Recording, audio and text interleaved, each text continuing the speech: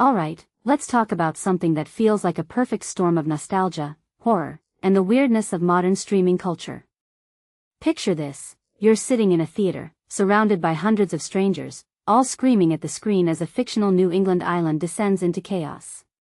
But here's the kicker: this isn't some blockbuster sequel. It's the final episodes of Widow's Bay, a show that somehow managed to turn a quirky coastal town into a cultural phenomenon.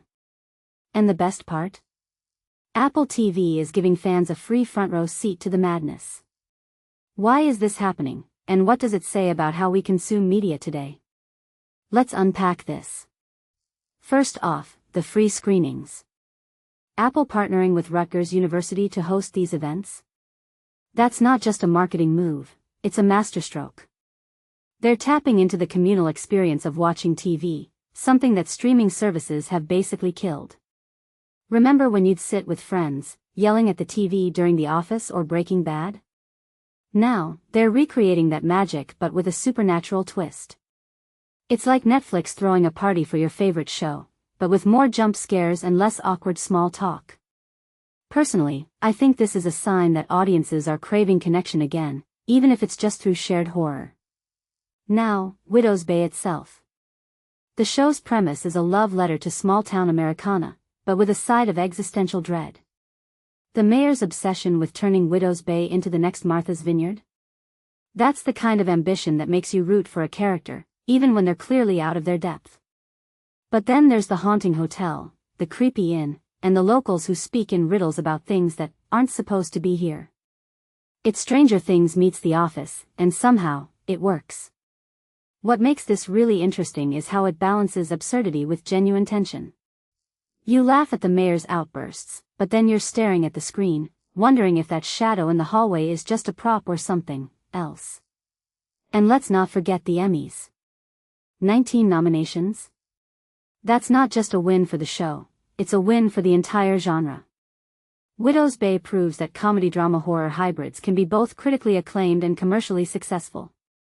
But here's what people don't realize: this isn't just about the writing or the actors. It's about timing. The show dropped at a moment when audiences were desperate for something that felt both familiar and fresh. In my opinion, that's the real secret sauce.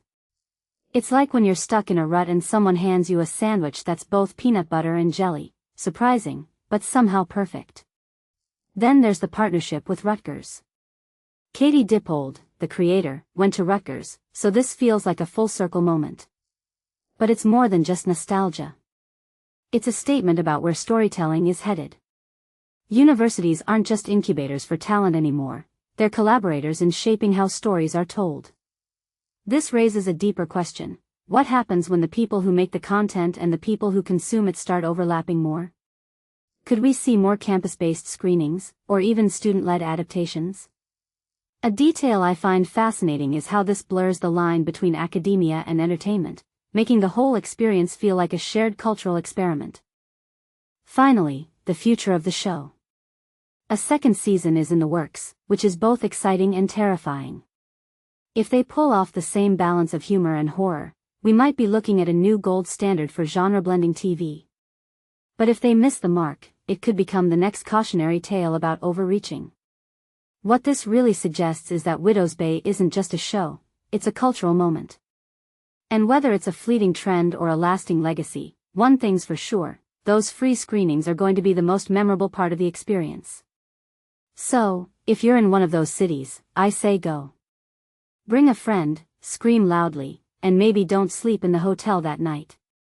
Who knows what's lurking in the shadows?